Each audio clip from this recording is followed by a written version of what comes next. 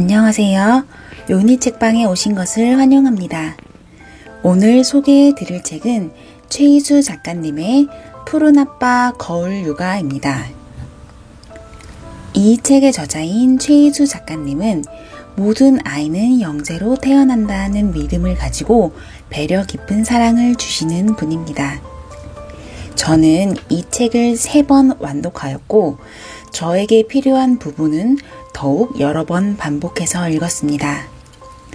책을 읽으면서 위로받기도 하고 울기도 했고 확신이 없고 두려웠던 육아를 바로잡는 데 많은 도움을 받았습니다.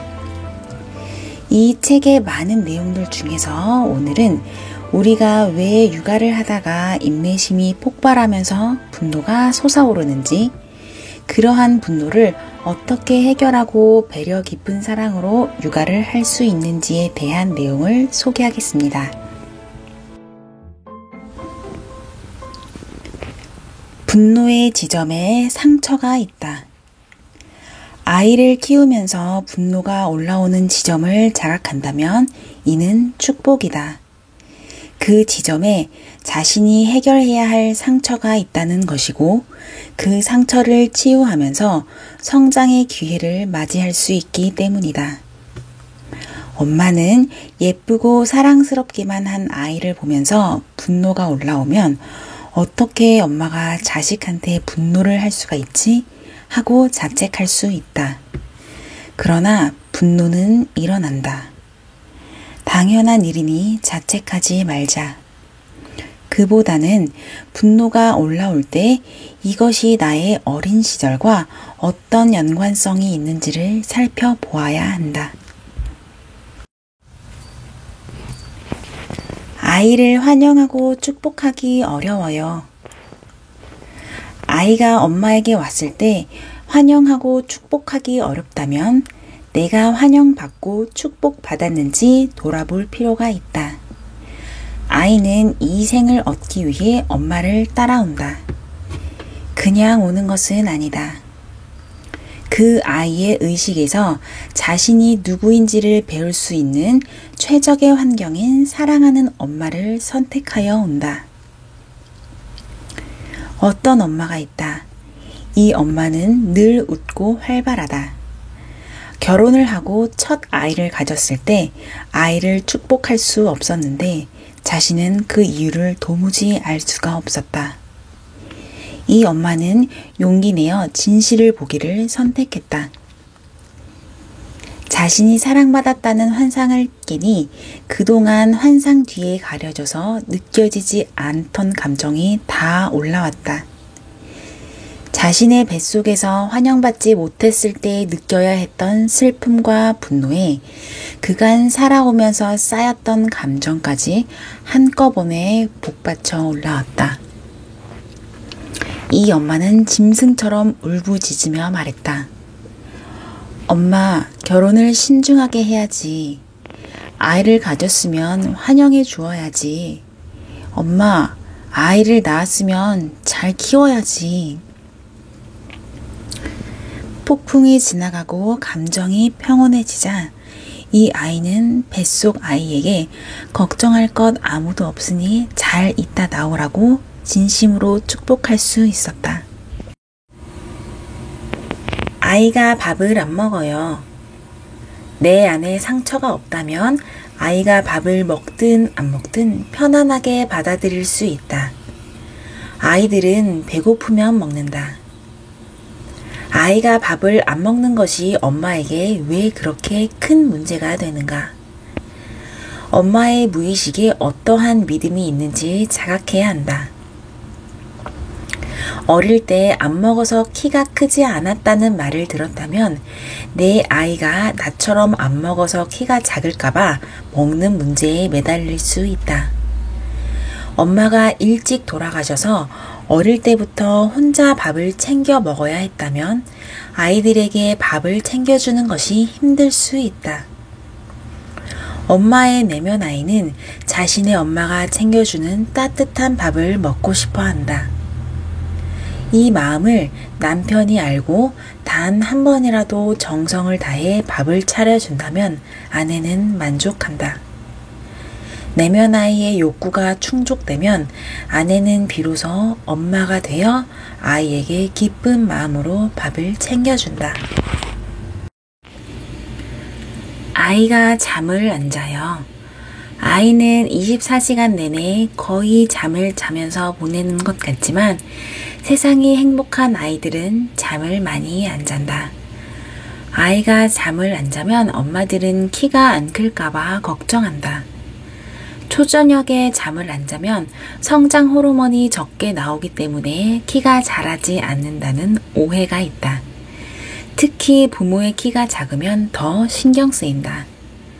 성장 호르몬은 잠들고 2시간이 지나면 나온다.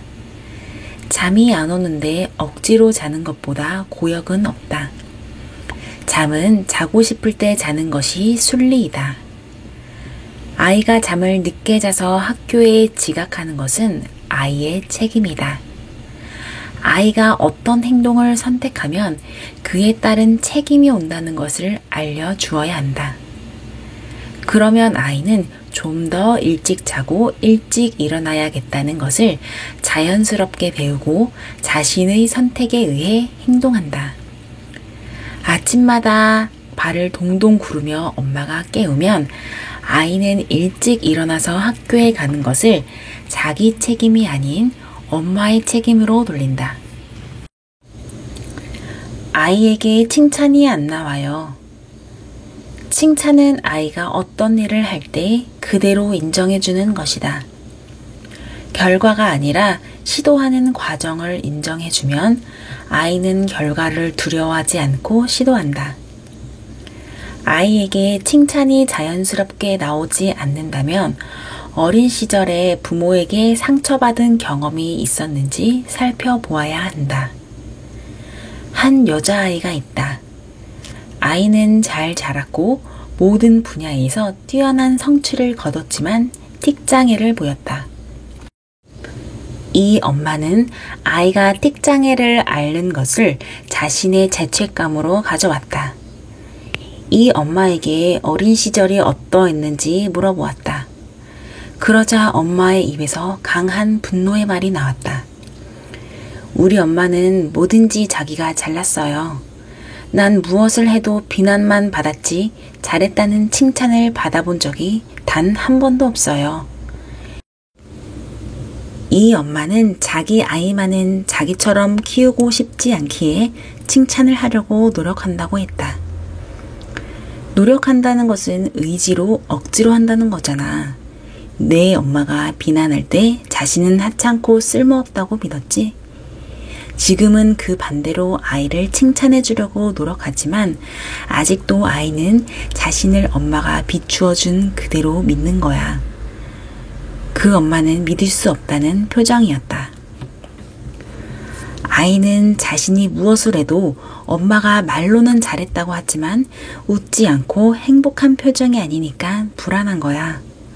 아이가 손톱을 물어뜯거나 틱장애를 보이는 것은 그 불안을 해소하면서 치유하려는 행동이야. 아이의 틱을 신경 쓰지 말고 아이를 있는 그대로 사랑해줘. 그냥 자신이 어린 시절에 받은 하찮고 쓸모없다는 믿음을 취소하고 자신이 고귀하고 장엄한 존재임을 믿어. 그러면 아이를 마음껏 칭찬해주고 함께 기뻐할 수 있어. 무엇을 잘해서 칭찬하는 것이 아니야. 그냥 존재함을 감사하고 함께함을 기뻐하는 것이지.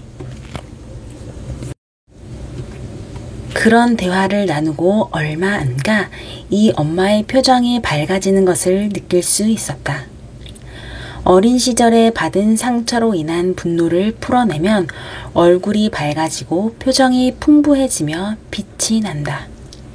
누구든 그 사람이 예뻐지는 것을 알 수 있다. 칭찬은 고래도 춤추게 한다고 하지 않는가? 아이를 통제하려고 칭찬하는 것이 아니다. 아이가 한 행동을 인정하는 것이다.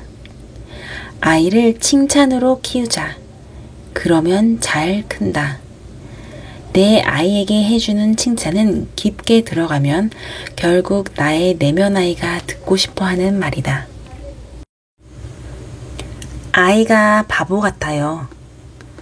아이의 학교 성적 때문에 분노가 올라온다면 엄마의 무의식 깊은 곳에 바보가 있는지를 살펴보아야 한다.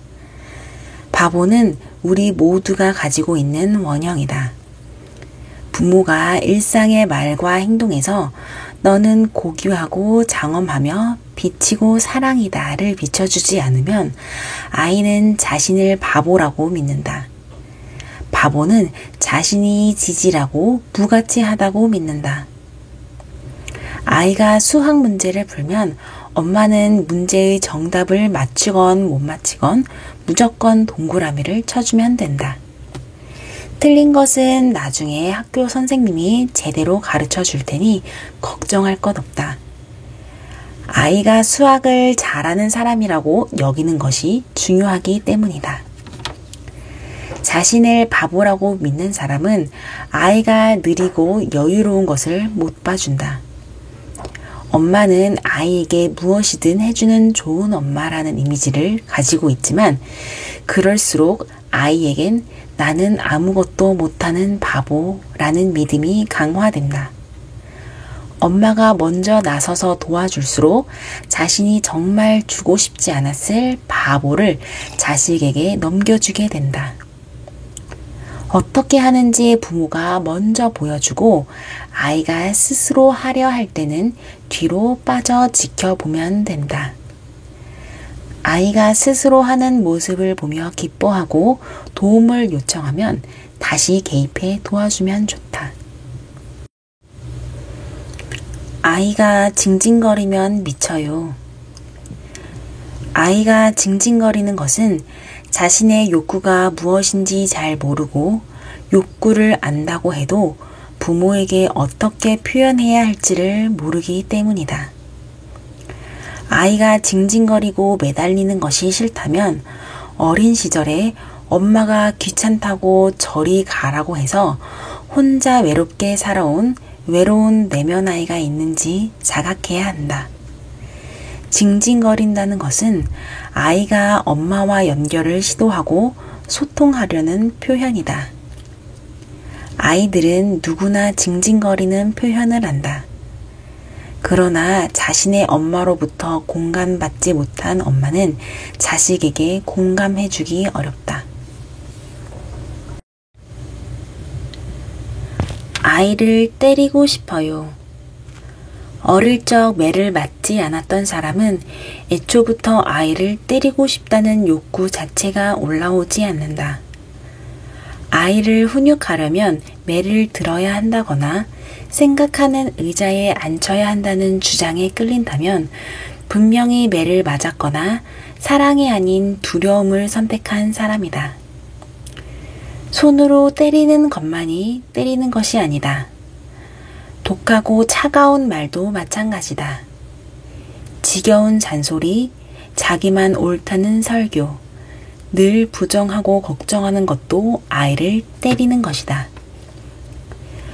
육아를 통한 성장을 시작한 엄마들의 경험담을 들어보면 자신을 표현하기 시작하면서 아이들에게 화를 더 낸다고들 한다. 그런데 아이들은 오히려 밝아진다. 엄마의 눈빛이 따뜻해졌기 때문이다. 눈빛에는 분명하게 분노가 있는데 표정과 말은 분노가 없는 것처럼 행동하면서 이중으로 전달되던 모호한 메시지가 사라진 것이다. 저는 책을 혼자 읽으면서도 눈물이 나왔지만 녹음하는 도중에 눈물이 나와서 몇 번 중단했습니다. 저도 몰랐던 상처받은 내면 아이가 많았던 것 같습니다. 전반적으로 육아를 하는 부모님들을 위해 쓰여지긴 했지만 아이가 아직 없거나 혹은 결혼을 하지 않았더라도 내면의 상처에 대해 알아보고 싶으신 분들은 읽어보시면 좋을 것 같습니다. 지금까지 유니책방이었습니다. 감사합니다. 항상 행복하세요.